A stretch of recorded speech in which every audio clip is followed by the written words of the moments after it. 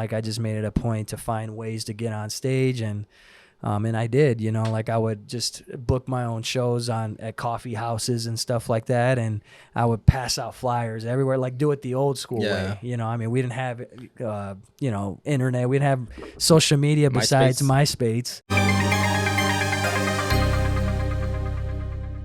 What's up, everybody? This is Angel Contreras with the Film Goals podcast, and I'm here with Titus Rodes. Hey. He's an artist, producer, musician, singer, and now getting into film scores. So, welcome. Thank you. Thank you for having me, Angel. So, I know this is like the Film Goals podcast, but, I kind of brought you in, or we kind of met through shooting music videos. I shot a couple music videos for you. So, just talk about your journey in music. Yeah, I've taken a passion for music, I would say a little bit like towards high school in my life. But when I was a lot younger, I had a strong interest in music because I could play the piano by ear. And when I was a kid, it was my 6th birthday.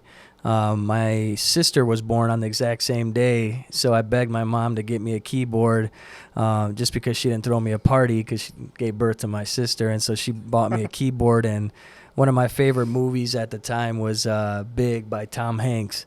And I was able to play Chopsticks and Heart and Soul on the piano by ear. And that's when my parents were like, we got to get this kid into lessons.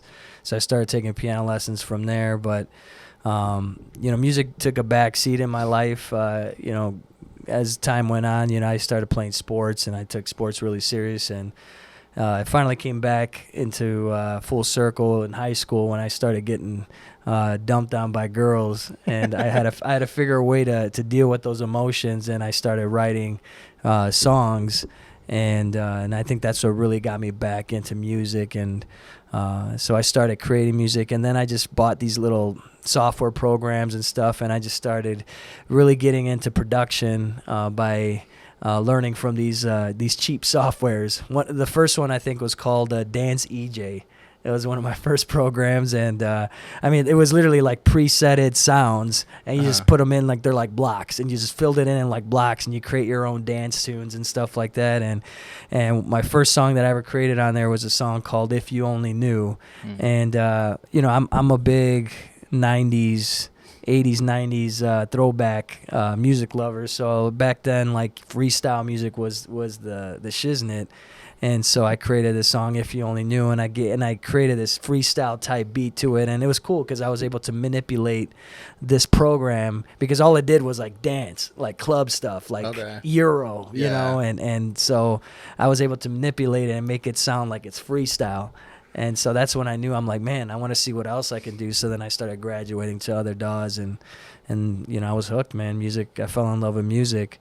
But when you started, did you continue, like before you got into the whole virtual stuff, did you start doing like music, like instruments other than the piano, or did I had a guitar. I did write.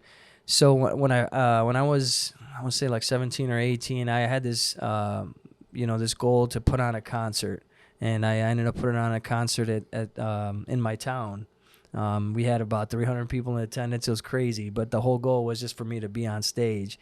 But for that show, I had a guitar, and I wrote this song called "High on You," and it was just these like 3 simple chords, like that I played. But it was just it was a song that I felt like could have been in any pop song, But I think I was just ahead of my time, like I didn't really know the whole thing about creating music and what comes to it. I was, at the time, I was just raw and just doing what I love and creating. Just being creative. Yeah, exactly. I know you did a lot of like live performance. Like, talk about your like performance days.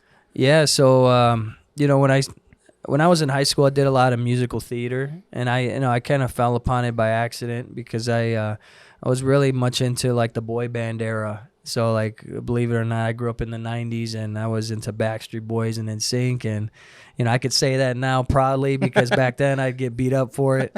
But I felt that I really wanted to be on stage, and one of it was funny. One of my first ever live performances was in high school. We had a walkathon for the school, and I think I was a junior at the time, and they had like this karaoke thing right afterwards, and it was in the gymnasium, and like the whole school was there. It was probably like, I would say, I think at the time the student body was probably like 500 or 600 students, but they were all there. And me and 3 other guys, we choreographed a whole dance routine to NSYNC's "It's Gonna Be Me," and we sang to it and everything. And I just remember us being like, we stole the whole walkathon, because we got up there, we had dance routines and everything, and like all the seniors are running up to the front, like, just like, what the heck, who are these guys, like. So wow. It was really like just doing stuff like that is what really attracted me to, just to continuing to perform, and because I just felt like I was somebody on stage. And so from that point on, like I just made it a point to find ways to get on stage, and I did, like I would just book my own shows at coffee houses and stuff like that, and I would pass out flyers everywhere, like do it the old school way. I mean, we didn't have, internet, we didn't have social media besides MySpace at that time, and so like I would just take flyers and just like pass them around the whole city, or like put them in the library, put them in stores and stuff like that, and I would bring in like 70 or 80 people at this coffee house, and they would be happy as heck too, because they're like making money, and I would just have all of my original songs like on a CD, and like a lot of these songs were just like, concepts. They weren't even full songs, but I was just so I was fearless back then, like I didn't care what people thought. I didn't care if I sucked or not. Like I just wanted to be on stage so bad, so it didn't matter. And so I just would sing my original songs, and people would love it, and then I would mix it up with some covers and stuff like that too. But as I got, started graduating a little bit more into music, and I started getting connected with the right people, and I met this one really cool cat. Her name is Sylvia. I think she's in Chicago now, but she invited me to perform in her salsa band. So that was actually my first band that I ever performed with. And so she taught me everything about salsa, and I would say from a Latin music perspective, like I won't, there's no other style of music I would love than salsa. I mean, cumbia is too slow for me now. Yeah. So it's interesting. Did you ever do Spanish when you were in high school, or is that your first your first jump into like Latin music? Into Latin music. I would say no, that I didn't really sing that much in Spanish back then. So once I jumped into that, I would say that it really helped me as not only as a singer, but as a music producer, because like the Latin rhythms, I mean, it's found in so many different styles and genres of pop music, R&B and stuff like that. So I think being immersed in that really helped me learn like percussive sounds and stuff like that. So it kind of helped develop what the Titus Rodes style and sound is today. Yeah. But yeah, I really love it. We did some big shows. We performed at the Milwaukee Fest several times. I think one of the most memorable shows was at the Milwaukee Fest. I was 20 years old. This was like ages ago. I'm dating myself, but we had there was about 10,000 people there. Like it was like a sea of people. You couldn't even see them, and we were just the main act, and we were performing, and man, I just felt like I was on cloud nine. And like afterwards, they invited us to this nightclub, and I wasn't even 21 yet, and we're just, I felt like a star at that time, and so those are some really good times when I was playing with that band. That's dope. And then when did you become solo? Was that until you moved out to Vegas, or what brought you to Vegas? I think so. Vegas was still ahead many years after the salsa band. I got connected with my colleague George Buck and Kiki Ventura, and they were a really renowned Santana tribute band. So they were called the Sounds of Santana, and I met George through church at back home. And I was just I was a cantor at the church, just singing, and like he just happened to be there, and he saw me singing. He's like, man, you should be in our band. So they brought me out to the rehearsal, and I sang Maria Maria, which is a Santana hit. Yeah. And they, like, I think they were interested in me, but they also had another guy that was the guitarist, and he was a singer too. So I don't know if he was jealous or if he was, he was just like, okay, well, we'll see what, we'll call you. And so like that, I thought that was just going to be it. But George and Kiki pulled me to the side after the rehearsal, and they're like, hey man, they're like, this is not for you. They're like, we need to do something original. Like we need to do something with you. And so I think that was when it really, like, the idea in my head was like, okay, well, we should make a band, we should put together a band, do original music and stuff. So, there was a lot of growing pains in the process.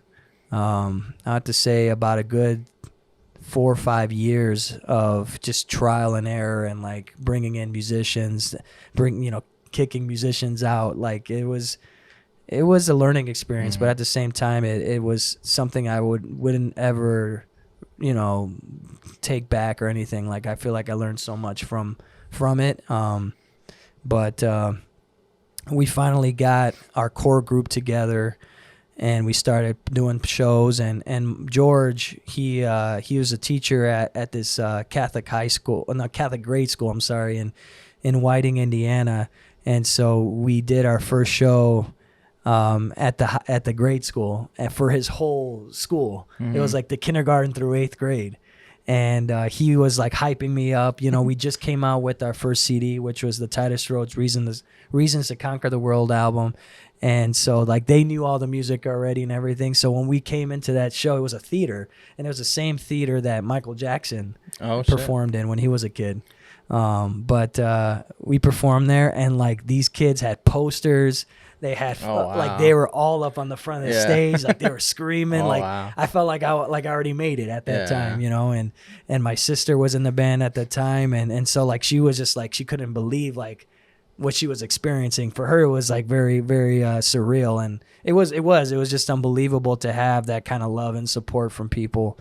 But we performed. It was one of our best shows, and we're signing autographs at the end. So it was a really awesome experience. That's dope. And then we just took off from there. Yeah. How many albums did you make with that band? So with the Titus Rodes band, we did 2 albums. We did the Reasons to Conquer the World, and then we worked on Heading West, which was actually it was actually a work in progress before I moved to Las Vegas.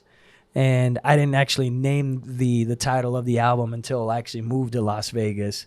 And so Heading West was obviously for the reason of leaving Northwest Indiana.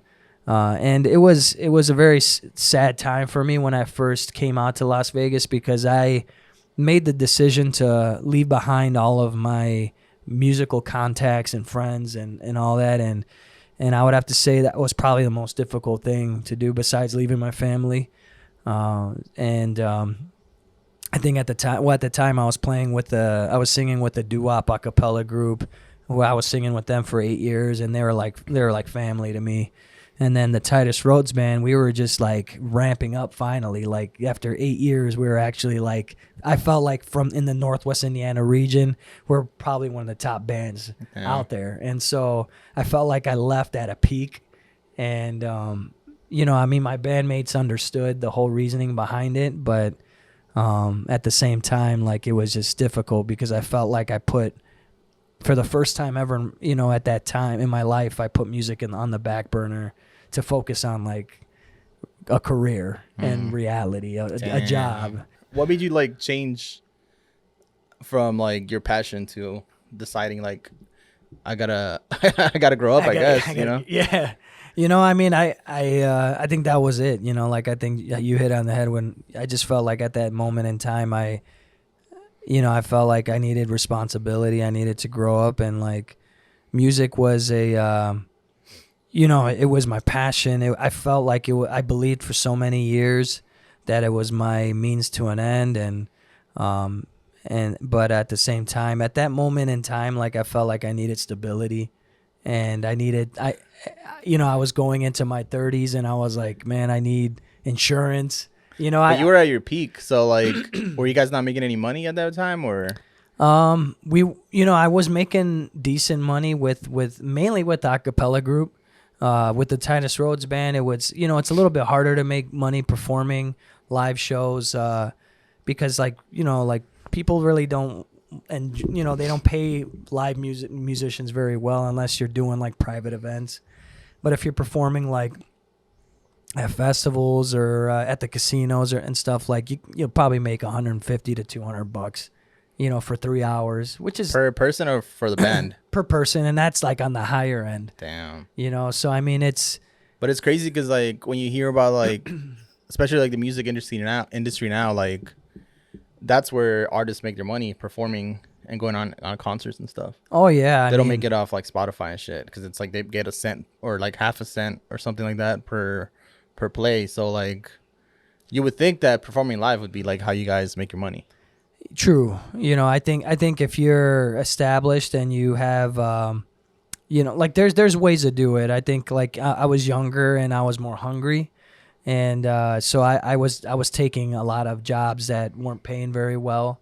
I was very much into the bar scene, so like we would play at like, in some of our favorite bars, which was great. It was a great experience at the time, and shout out to Flo's Kenwood Tap. That was one of our favorite spots to play at. And we would have great people there, so it was just, the atmosphere was great. But it just, didn't support a means to an end. And for me, like I had to look at my future and just say, like, what do I want to do? Do you want to keep performing, or do you want to just develop some type of experience in the work field? And then, so I just had to make the decision to put music aside for a little while. And that's what I told myself. I was like, just for a little while. And, so I don't know. I mean, I don't regret it, but at the same time, I mean, it was hard to do. It was really hard to do, but I didn't give it up from a production standpoint. Like, I still produced music once I moved to Vegas, and that's when I started piecing together the Heading West album. And I made some other good contacts. One of my best friends, Alberto Soto, he's from Chicago and he's a talented hip hop artist, songwriter. We connected, and I stayed in touch with him as well when I moved to Las Vegas, and we collaborated quite a bit on music together. And when did you pick back up like your music stuff? Well, I guess you never stopped the producing. So like I had this little time where like I really focused on just making music and finishing the Heading West album. And so that was the second album we released with the Titus Rodes band. And man, there's songs on there that I feel like I have to revisit, because I feel like they're just very powerful songs. Like one particular song, actually two songs. The first song is the song I wrote called Fly Away. And I wrote it from the perspective of my mother.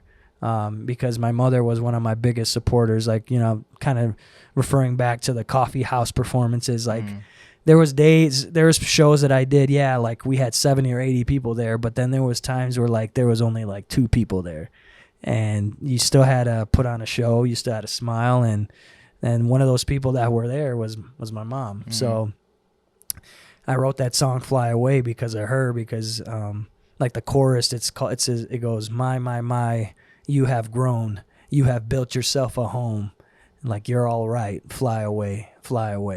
And so it was just kind of like her passing, like her just giving me like her blessing, and just saying like, you did good, just fly away and you're gonna be all right. And so I still feel like that song really like I feel like we need to like re-release that, because I feel like maybe I released it too early, prematurely, or maybe we got to redo it. But that's one of the songs. And the second song is I did on the Heading West album was actually the song that I sang to my wife on our wedding day. It's called Falling in Love, and it's just a really catchy pop song, and but it's just about the journey of love, because in the beginning, love it's all great, and but then as time goes on, you have to sustain that love, and when you're falling in love again, it's almost like you have to fall in love over and over again with your significant other. You know, that's just a part of a marriage, of a relationship, and so that's why I wrote that song. So let's flash forward to What Would You Do? Just talk about that. So that was the first song that I heard from you, and we got introduced by Tommy Abraham, aka Tawabzi. Yeah, shout out to Tommy, man. We miss you, that man. boy. Yeah, he's got to come back to Vegas, bro. But yeah, that's where we met, and like just talk about that song a little bit. So, what would you do? I wrote that actually during the pandemic. I created the concept during the pandemic, but actually the song's about my experiences with my wife, like when I first met her, to the experiences that we had most recently. And, I just, like I've always wanted to write a song, like hypothetically, like what would you have done if I would have done this or done that? And so like in the beginning, I say, what would you do if I picked you up at 8? Would you tell me don't be late? So there's a funny story behind that. It was, I think it was like a week into like me dating my wife, and I went to go, I told her I'd be there at a certain time. And I wasn't, I think I showed up probably like 30 or 45 minutes late. Damn. And so in my mind, I was like, oh, it's no big deal, you know, because I just, I didn't think she thought anything of it. And so like as soon as I knocked, she opened the door and she said, you're late. And then she slammed the door in my face. God damn. So I was like, wait a minute. Like I was blown back by that. But thankfully her mom was there at the time, and her mom like was yelling at her. She's like, let him in. And so her mom let me back in, and then we went out. And that was the first date? No, it was like, I think it was like the second or third date. Okay. Damn. So yeah, I mean, when I created What Would You Do, I was like, I had the mindset of just saying, like I was getting a little bit older, and I was like, well, like I consider this kind of like my last like push, into making music. And I was like, let's see where it goes.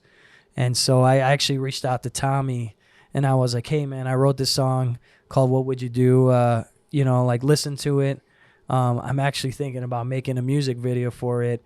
I was like, do you want to help me make it? And at the time in my mind, I was like, well, I'll just make it on my iPhone. Like, I don't care. Like any way possible. I just want to get a visual out there, because I haven't done anything really like that.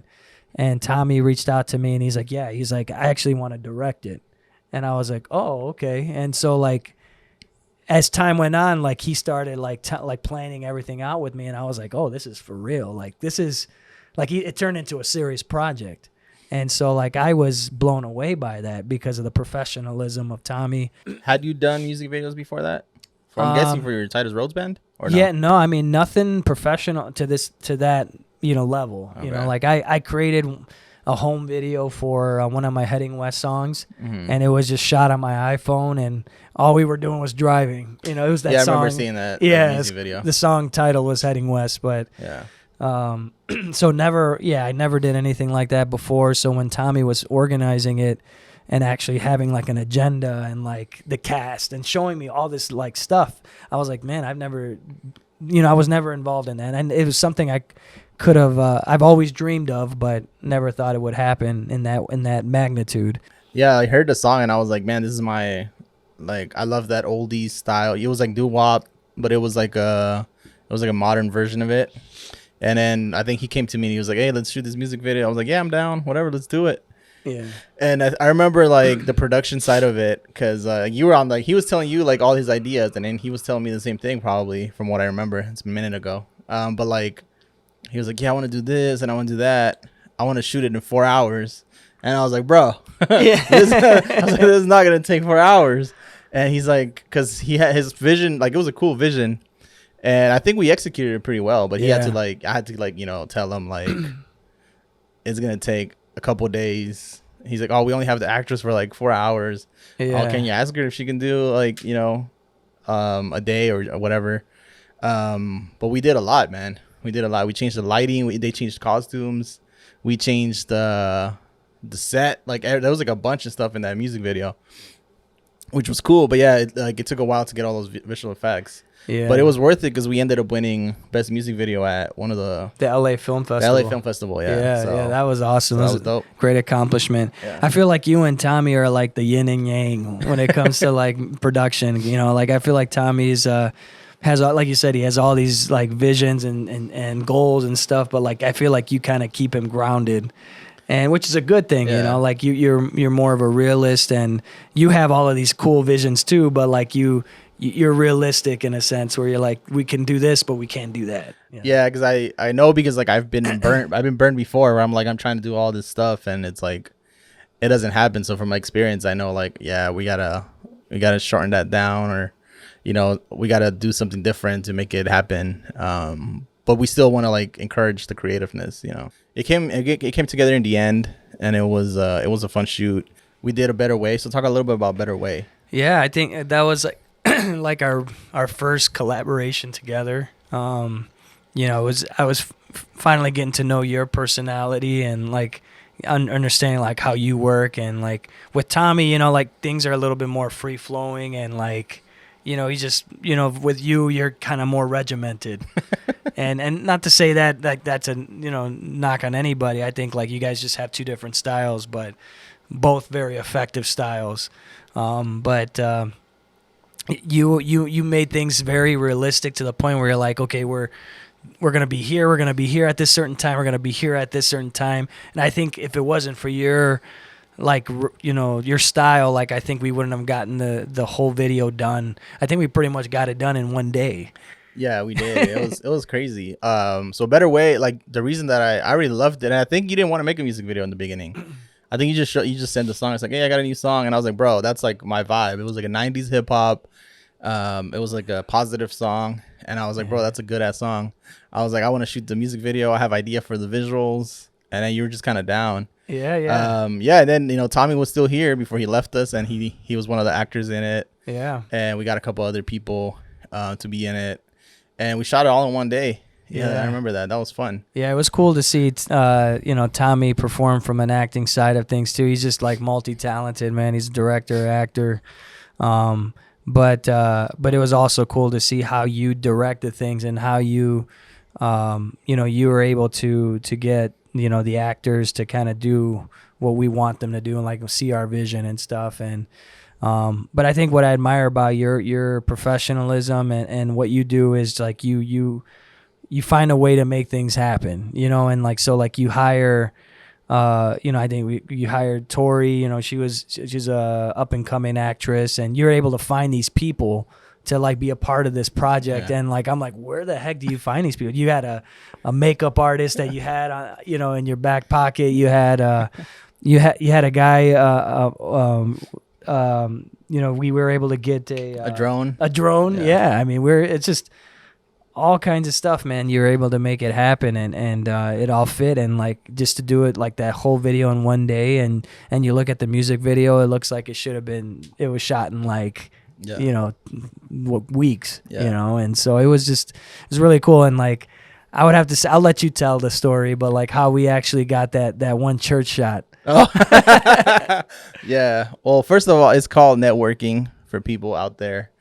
You just got to go out and meet people. So there's a lot of like places that you can start meeting people, and you know, the film community in Vegas is like, it keeps growing. You keep meeting people if you go out there.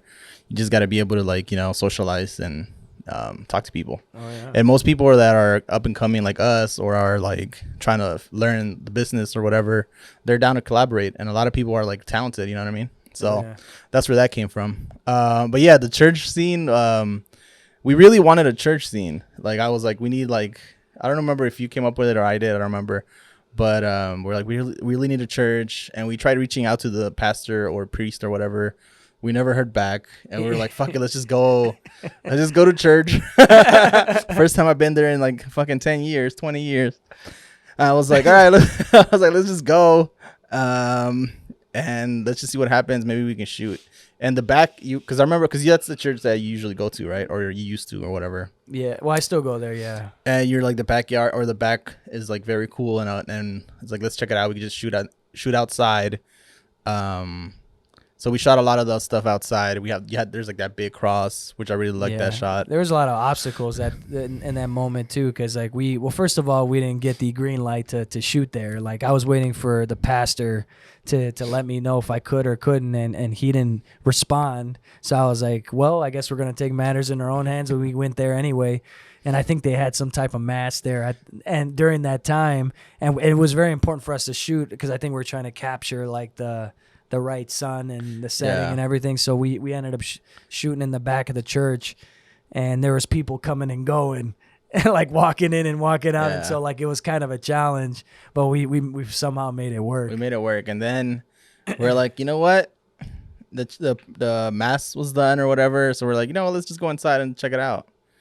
And we got the shot in like 5 minutes. There was like an important shot that you were mentioning that like I don't know if you said it was I think it was the over the shoulder shot. But wasn't that from like a Breaking Bad or like it was like it's from a lot of movies, but it's like a popular Very, shot, and that's kind of what I wanted to do. I want to get you like walking down to like the front, and I think there was other shots that I wanted to get in there, but we didn't have time, and we also didn't have the blessings from the pastor or whatever. Just took matters in our own hands, and we we're like, man, let's get it in 5 minutes. But then he hit you back up, and he was like, yeah, you guys can do it. I know he did. It was like a week later. I know. We're like, man, we should have just like done more shots in there. He was cool with it. Yeah, I was waiting for us to get kicked out, but we didn't. Thankfully God answered our prayers, but. Yeah, man. Yeah, that one was fun. I think you ran off with a donut too at the end, right? I was like, hey, it's for everyone. You're supposed to give at church, so I took a donut on my way out. But yeah, man, that was fun. Creating these music videos, and I just think like every time we create one, like we get better at collaborating, and then I feel like the production value goes up. Yeah. And then we did Your Smile, which was like a personal one for you. Oh yeah. I mean, Your Smile.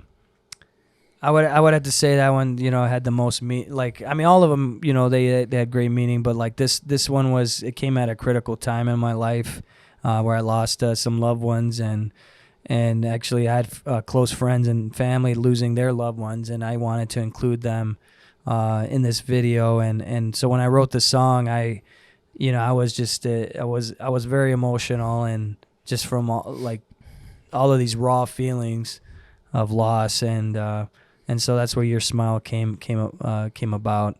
But thankfully you were able to help me put together a music video for it, and it was based on like these visions I was having of like the whole, just starting from the cemetery of the loss of the loved one, and then walking out through the cemetery and just kind of wandering aimlessly like The Walking Dead, and just kind of being in this state of like just disarray. And it was just like, that was just another, testament to you being connected with people and just being able to put things together, because I just kind of gave you the vision and you ran with it. You're able to kind of put together like you pieced it all together, and you're able to bring the right people to help out. And, that's when I actually first started working with Yuvia. Mm-hmm. And, I was really impressed with her work ethic, professionalism, and she's just overall a great person. And she even brought in some good input into that video too, mm-hmm. like kind of guiding us on like how to shoot, like 'cause she was like the ghost in that video, and I don't know how she still feels about that, but yeah, I mean, it was, I feel like that video was like just it turned out perfect. And I would say even like the families that of the people that we lost, they were just very appreciative of it. So I'm grateful we did it. So speaking of Yuvia, so after we worked on music videos together, and like producing music is like the big thing that you do. So that's when I brought you in to help me out with 14 Days. I was like, hey man, I need some music for this short film, and we started creating. So tell me, like, what's different about like creating music for your own creative like songs and then doing it for film? I kind of fell into it naturally. Like I love watching films with great like scores and great soundtracks. I feel like the music really elevates a film. You know, it makes or breaks a film. Like if sometimes like if I listen to like if I hear music that I don't like in a film, like I don't even want to watch the film. But there's just like like obviously like Hans Zimmer is probably everybody knows him, but like he makes some of the most epic films, and like he's part of the story. You know, he tells the story through the music, and so like when I helped you out with 14 Days, like I felt like I was having fun with it. It was actually just more fun time for me because I could hear all of these sound effects, and I could hear all of this like eerie sounds in the film. And when I would put it together and I would show it to you, I was like super excited, like a little kid. Like, man, like I created this. What do you think? And like you give me the green light, and you're like, man, this is awesome. And I'm like, oh, okay, you know. So I think for me, it was just kind of like a discovery of a new avenue of music, and something that I could potentially continue to do in the future. And thanks to you to kind of, you know, for giving me the opportunity. No, yeah, it was because like I needed music. No, but I was like, sometimes when I explain myself, I feel like I don't know like how to describe the things that I'm thinking of, like sounds. And you're really good at picking up like, oh, this is what you're talking about. Is this what you're talking about? And you just get on the piano and start doing it. I'm like, yes, that's what I needed. Yeah. So like, you know, with 14 Days, I don't know how, because I don't know music. I know by ear. Like I know what I like and what I don't like. But how is it doing it for horror? Because the horror was like now you're working on Behind Closed Doors, which is like a drama. Yeah. And it's like a very like hard drama. Yeah. And then 14 Days is more like a horror suspense thriller. And what is like what goes into your head when like creating these songs? You know, like obviously it's the visuals, just watching the film. Like I mean, I feel like, you know, when you see something, it like brings out something melodic in you. And you know, I when I was a kid, I grew up watching horror films. You know, like I'm not a horror film junkie, but like I would, you know, spend my weekends at my cousin's house, and we'd watch, you know, we'd have video cassettes of Nightmare on Elm Street, you know, Halloween. Halloween was like my number one, you know, go-to horror film. And I would, you know, back in Northwest Indiana, like we would experience fall, like normal falls, you know? Yeah. And so, you know, like you would experience like an actual Halloween. Like this is what Halloween is supposed to look like. And so we would watch films and horror films and stuff like that. And I got to get back into more of that because my wife's scared of watching scary movies, but I enjoy watching horror movies. But and you were able to make a theme song for 14 Days, which is like, speaking of like Nightmare on Elm Street and like Halloween, those have like themes that go out throughout the whole movie, which you don't really see. I mean, you kind of see it in films, but I don't think you see it as much as like, you know, those songs that like stay forever. Yeah. And I was like, I want to create a theme for 14 Days that we can kind of play with throughout the film. Yeah. And I like that you created that just from what I like, the samples that I gave you, and then you created on top of that like that hip hop beat, which I was like, that's dope. Like, yeah, I like I don't even know how to word it, man, but like, you know how like you just take, I like leaving hints like in the music, and like how you said like it has a theme, like there's a theme across the whole actual film in itself, and you're able to bring that theme in like different styles and different settings. And so like when initially we did it slowly, and then we brought it into like the murder scene, and then we brought it into a cumbia, and then we turned it into a hip hop song. So I'm like I love patterns, and I love like bringing things together by like adding things, and I'm sure like people will catch on to that. Yeah. And a lot of people forget, like, you know, you got to have music in your film. Yeah. You know, it, like you said, it makes it or breaks it sometimes. It does, know? Yeah. So moving on to Behind Closed Doors, you're making the music for that too. And we made 2 original songs. So talk about the stuff that we're creating with that.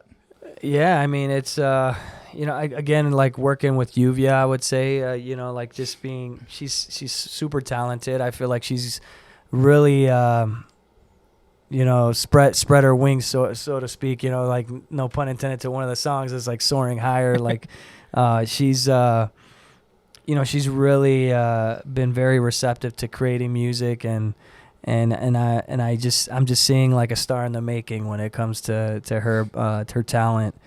And so I think it's been fun working with her, you know, and in the making of these two songs in the video. And I think it's gonna be you know, we're gonna have some more music in the future, but you know, I think just it's cool to collaborate with people and just kind of gain their insight on like their perspective of the music and how it should be written. And so yeah, it's been great, I have to say. So Breathe Again, just talk about the process of creating that. That was my first time being in the studio, like throughout the whole song. What did you like gain from that, like in just being a part of that Man, process? it's like it's a fun process, and I wish like it just makes me want to sing, especially like it's like it gets you like, you know how to create stuff that'll get you hooked. Like you have good hooks, good verses, good choruses.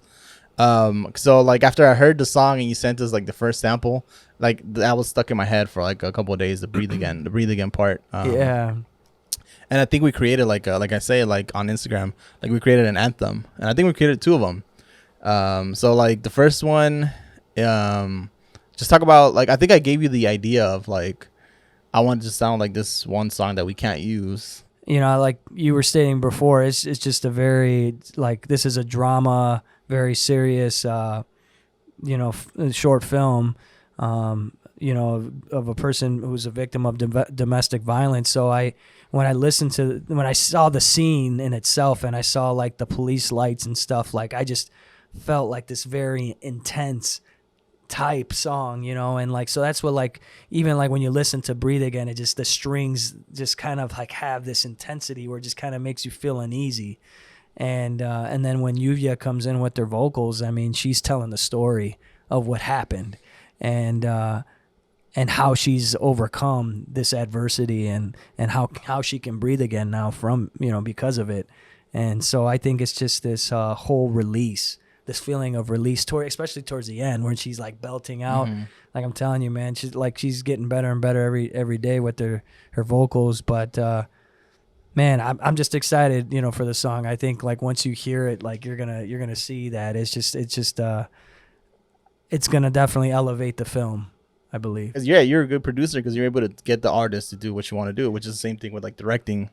You're trying to get the actor to give you that performance that's gonna make it, you know, emotional and stand out. And I think like you were able to do that with Yuvia. Yeah, and you need the right, you know, like it's not easy to do it with anybody, you know. Like I think Yuvia is just she's a good listener, and you know, she's able to adapt very well to like different types of settings and styles. And if I need her to sound a certain way, she's able to adapt pretty well. And I think it's just from her background and acting, and you know, she's just, you could tell she's on a level, very high level of professionalism. Yeah, so we have two songs, Breathe Again and Soaring Higher.